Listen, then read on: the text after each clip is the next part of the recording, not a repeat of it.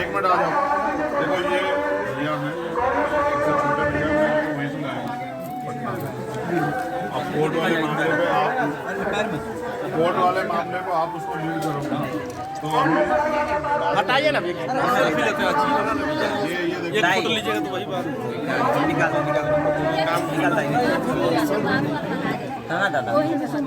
मैंने कह दिया, तुम्हारे कहने से पहले कह दिया। कौन जो भी लोग गिरफ्तार किए गए हैं उनकी बेल को हाँ सब मैंने कह दिया उनसे कि तुम एक पैसा तुम्हें नहीं देना पड़ेगा, हम अपने से पड़ेगा। ठीक है, मैंने तुम्हारे कहने से पहले कह दिया। मुझे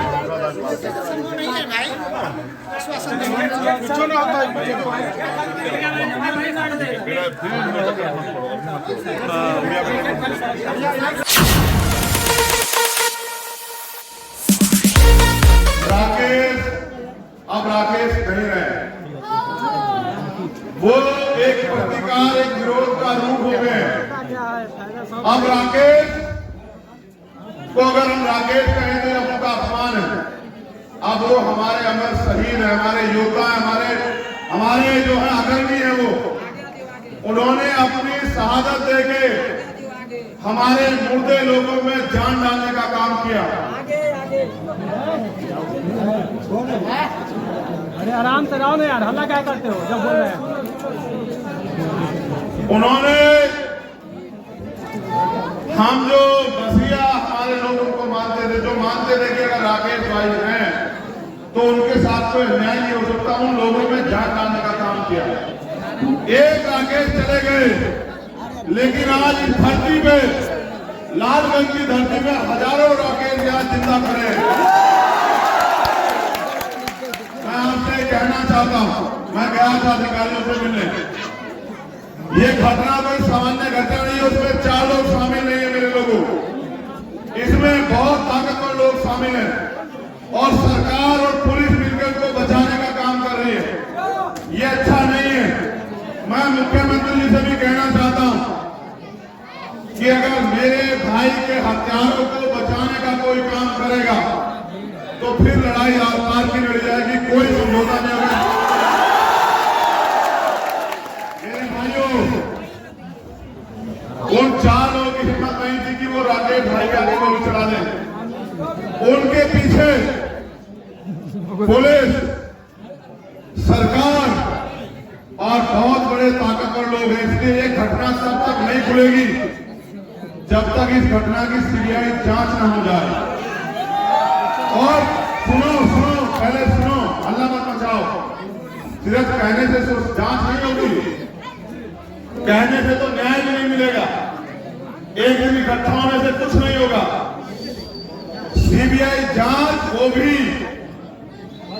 हाई कोर्ट या सुप्रीम कोर्ट के रिटायर्ड जज की निगरानी में जब निष्पक्ष जांच होगी तब जाके पता लगेगा कौन सा एसएचओ, कौन सा डीएसपी, कौन सा पूर्व विधायक, कौन सा वर्तमान विधायक, कौन सा वर्तमान मंत्री, कौन सा पूर्व मंत्री, वो सब लोग शामिल हैं एक आपके बहादुर भाई को शहीद करने के लिए।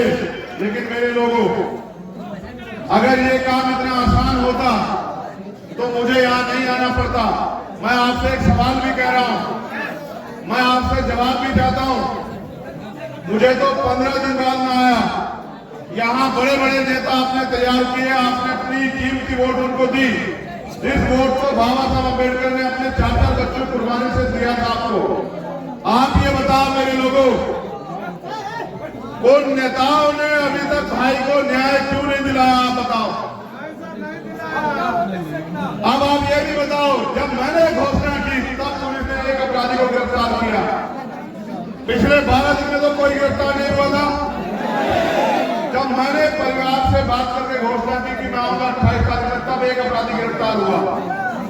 लेकिन मैंने डीएसपी से ये भी पूछा कि भाई अभी तो मुख्य अभियुक्त बाहर है, अभी से आपने सुरक्षा में कमी कर दी। वो अपनी जान बचाने के लिए मेरे भतीजे को, मेरे दूसरे भतीजे को, मेरी बहन को, मेरी बच्ची को, उनको भी नुकसान पहुंचा सकता है। इसकी सुरक्षा की जिम्मेदारी कौन लेगा? कौन पे जवाब नहीं था। देखो, मैं दादी से मिला, मेरे साथ हाईकोर्ट के मेरे भाई वकील 2 सीनियर साथी आए थे। मैं ये बात भी स्पष्ट कर दूं, सुन लो आप लोग, जो लोग जेल गए हैं ना, उनकी बेल की जिम्मेदारी में हमारी, उनकी लड़ाई हम लोग लड़ेंगे, उनको बाहर हम लोग निकाल के लाएंगे, याद रखना। मैंने प्रशासन से ये भी कहा है कि देखो, सत्ता के दबाव में, किसी के भी दबाव में अगर आज के बाद आपने कोई दबिश या गिरफ्तारी की तो ये अच्छा नहीं होगा। मैं आपसे भी कहता हूं, जेल से मत डरो मेरे लोगों।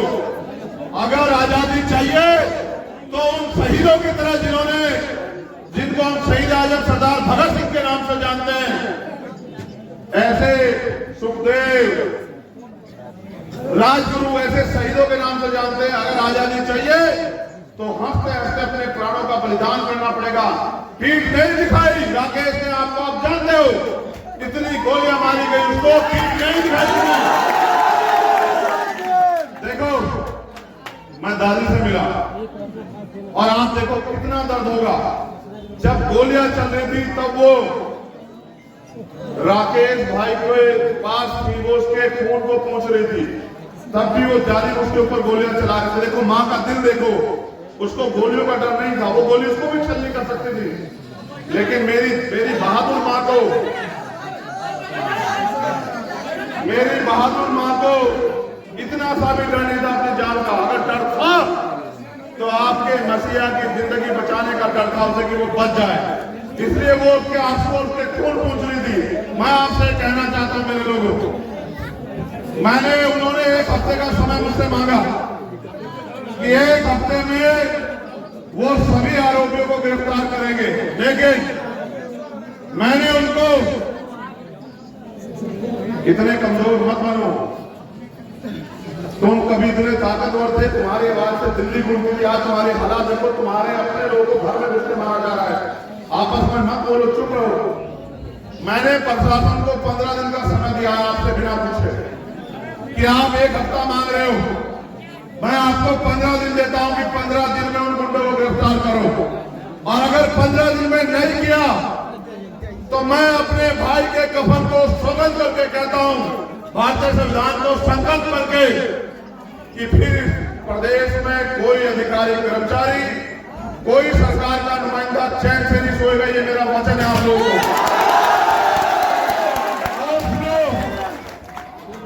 हमारे देखो, आपने एक सुरक्षा कवच तोड़ दिया अपना, ये सुरक्षा कवच इसलिए टूटा, अगर आप उसकी निगरानी करते तो शायद दुश्मन उस तक नहीं पहुंच पाता।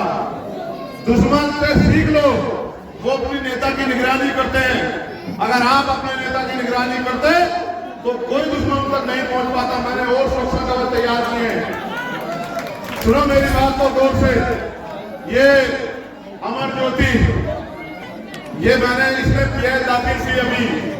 आनंद मोहन जो पूर्व एमपी हैं, एक आईएएस अधिकारी की हत्या में शामिल, उनको छोड़ा गया, कोई हिम्मत नहीं जुटा पा रहा था कि वो उसके खिलाफ कोर्ट जाए। मैंने ये बहादुर भाई तैयार किया आपके लिए, सुरक्षा कवच के लिए, अमर ज्योति। मैंने लक्ष्मण, जो हमारे जिला अध्यक्ष हैं यहाँ के, जिन्होंने 23 साल सेना की नौकरी की, जो एक सेना के सिपाही हैं, कहाँ है लक्ष्मण? मैंने लक्ष्मण भाई को सुरक्षा कवच के लिए तैयार किया, लक्ष्मण पासवान को। मैंने वीर प्रधान को तैयार किया। ये आपका सुरक्षा कवच बनाया है कि भाई राकेश की गैर मौजूदगी में वो यहाँ समाज की सुरक्षा करेंगे, प्रदेश लेवल पे भी और जिला लेवल पे भी। लेकिन आपको भी मेरा साथ देना पड़ेगा। अगर 15 दिन में सरकार ने हमारी मांग नहीं मानी, जो मांगे और हमने सरकार को दिए, तो बताओ आप लोग सड़कों पे आने के लिए तैयार हो या नहीं हो? एक जिले में आओगे या एक पूरे प्रदेश में आओगे? बताओ। मैं आपसे वादा करता हूं मेरे लोगों, 15 दिन उनके और 16वां दिन हमारा। क्या तो हम अपने भाई को न्याय दिलाएंगे या फिर उसकी तरह मिट्टी में खाक हो जाएंगे, लेकिन झुकेंगे नहीं। और सुनो, वो मरा नहीं है आपका मसीहा, वो जिंदा है। वो आप सब में जिंदा है, वो इसमें जिंदा है, वो इसमें जिंदा है, वो हम सब में जिंदा है। और अगर उसको जिंदा रखना चाहते हो, मैं कह रहा हूं आपसे, क्योंकि मरता वो है जो गायब होता है। वो निडर था, बहादुर था, इसलिए वो अमर हुआ। उनके आत्मकथ मूर्ति लालगंज चौराहे पे हम लोग लगाने का काम करेंगे कि दुश्मन को भी, हमारे लोगों को भी हमारा बहादुर भाई याद रखना चाहिए। हमारे भाई की एक आत्मकथ मूर्ति उसी के निवास में इस लालगंज के चौराहे पे, और हर संघर्ष आंदोलन में हम अपने महापुरुषों के बाद अपने वीर अमर शहीद भाई का नाम भी लेने का काम करेंगे और जगह जगह पे उसके द्वारा किए गए कार्यों को बताने का काम करेंगे। मैं आपसे कहना चाहता हूं, आज आप इतनी बड़ी संख्या में आए हो, पूरे रोड पे आप खड़े हो, एक दिन में न्याय नहीं मिलेगा। अगर सीबीआई जांच सरकार नहीं कराएगी तो हम लोग मुख्यमंत्री का घेराव करेंगे, हम जेल भरो आंदोलन चलाएंगे, हम पूरे प्रदेश में दलितों की पंचायत करेंगे और दलितों से ये पूछेंगे कि कितने राकेश पासवान को शहीद कराने के बाद आप लोग जानोगे। ये लड़ाई आज की नहीं है मेरे लोगों, इतिहास गवाह है। जिसने भी अपनी कौम के लिए ईमानदारी से लड़ाई लड़ी है उसको अपने खून से कीमत चुकानी पड़ी है। जिन सामंतियों ने ये खून की होली हमसे खेली है उनको भी मैं कहना चाहता हूं, याद रखना, समय करवट लेता है, समय बड़ा बलवान होता है। आज तुम ताकत में हो, कल मेरे लोग इस प्रदेश में ताकत में होंगे। मैं बदले में भरोसा नहीं रखता, लेकिन याद रखना, ऐसा इलाज किया जाएगा कि भविष्य में कोई सामंती बनने की सोच भी नहीं रख पाएगा। इस परिवार की सुरक्षा की जिम्मेदारी आपकी है। पुलिस के लोगों को भी अपनी सुरक्षा बढ़ानी पड़ेगी। ये मेरा परिवार, इनकी तरफ उठने वाली हर आंख को चंद्रशेखर की लाश से गुजरना पड़ेगा आज के बाद। याद रखना मेरी बात को लेके मैं इस परिवार को हाथ नहीं फैलाऊंगा किसी के आगे। मेरे लोगों, यहाँ से लेके दिल्ली तक और भारत के जिस कोने में आप रहते हो, कल मैं यहाँ की प्रदेश की टीम से एक अकाउंट नंबर जारी कराऊंगा भाई अमर शहीद राकेश पासवान जी की पत्नी का। मैं चाहूंगा कि आप अपनी ताकत का प्रदर्शन उस अकाउंट में करें और एक पैसा जुटा के इस परिवार को आर्थिक रूप से इतना ताकतवर करें कि ये उन गुंडों को फांसी के तख्ते पर चढ़ाने के लिए तन मन से तैयार है। क्या आप लोग मदद करोगे? हाथ उठा के बताओ जो लोग मदद करेंगे। कल मैं वो अकाउंट नंबर जारी करूंगा, उस अकाउंट नंबर पे आप ये तय करके मदद करना कि हमें अपने भाई से जो हमारे लिए लड़ाई लड़ी है उस पद को चुकाना। और सुनो, ये परिवार डरपोक परिवार नहीं, ये समाज भी डरपोक समाज नहीं है, क्योंकि आर्थिक रूप से कमजोर है इसलिए कमजोर पड़ रहा है। हमें एक दूसरे के हाथ पकड़ने पड़ेंगे मेरे लोगों। हमारे प्रदेश के अध्यक्ष यहाँ हैं जोर आजाद जी, मैं उनसे भी कहना चाहता हूँ, इस पूरे मामले को हाई कोर्ट में चाहे सुप्रीम कोर्ट जाए या यहाँ जिला उसमें जो लोग जेल चले गए हमारे, उनको छुड़ाने की इन वकील भाइयों के साथ, और जो लोग जिनको सरकार जेल भेजेगी पुलिस, उनको बेल पे भी बाहर नहीं आने देना, उनकी बेल भी अपोज करने का काम हम लोग सारी कोर्टों में करने का काम करेंगे। मैं आपसे एक और बात पूछना चाहता हूं, अगर न्याय की लड़ाई को लड़ने के लिए मैं आपको पटना बुलाऊंगा तो आप आओगे? नहीं, दोनों हाथ खड़े करके बताओ आओगे तो। एक रात के लिए आओगे या एक दिन के लिए? नहीं, एक दिन में नहीं जीत पाएंगे। देखो, सीखो, किसानों से सीखो, उन्होंने अपनी मांग पूरी कराने के लिए एक साल आंदोलन चलाया। मैं आपसे कहता हूं, आप 2 दिन का तय करके आना। मैं इस सरकार को जानता हूं, एक बहुत बड़ी आबादी है हमारी। जब हमारी दलित पंचायत हर जिले में होंगी और जब हम लोग पटना के लिए कूच करने का ऐलान करेंगे, ये सरकार डर के सीबीआई जांच की जो है वो हमारी मांग को पूरी करेगी। लेकिन सीबीआई जांच पहली मांग है, उसके अलावा परिवार ने नहीं, हमने कुछ मांगे रखी हैं, वो मांगे भी मैं आपके सामने दोहरा देता हूं। आप ये बताना वो मांगे पूरी होनी चाहिए नहीं पूरी होनी चाहिए? पहले मांग सुनो मेरे लोगों।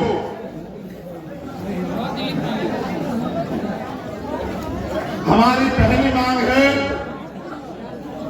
कि राकेश पासवान जी के बेटे को एक सरकारी नौकरी मिलनी चाहिए। बताओ आप चाहते हो नहीं चाहते हो? बताओ। हमारी दूसरी मांग है कि इस घटना की सीबीआई जांच होनी चाहिए। आप चाहते हो नहीं चाहते हो? बताओ। हमारी तीसरी मांग है कि राकेश पासवान जी के परिवार को, जो हमारा परिवार है, उसको कम से कम 25 लाख रुपए की मदद जो है सरकार करे। आप चाहते नहीं चाहते हो?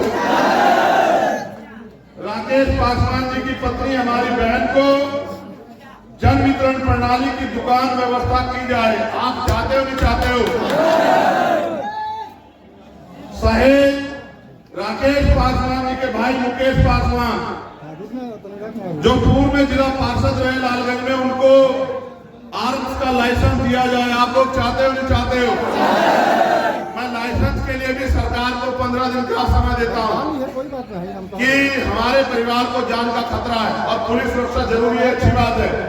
लेकिन अभी पुलिस की सुरक्षा में ही प्रयागराज में एक माफिया को, पूर्व एमपी को 17 पुलिसकर्मियों की मौजूदगी में 3 लोगों ने आगे मौत के घाट चला दिया।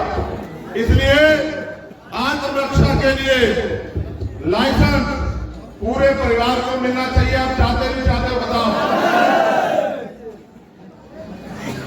शहीद राकेश पासवान जी के घर पे 5 सुरक्षाकर्मी और उनके परिवार के साथियों के साथ 2 सुरक्षाकर्मी परमानेंट चलने चाहिए। आप चाहते हो नहीं चाहते हो? और जो अभियुक्त इन 4 लोगों से अलग, जिनका परिवार ने नाम दिया, जिनमें दिलीप ठाकुर,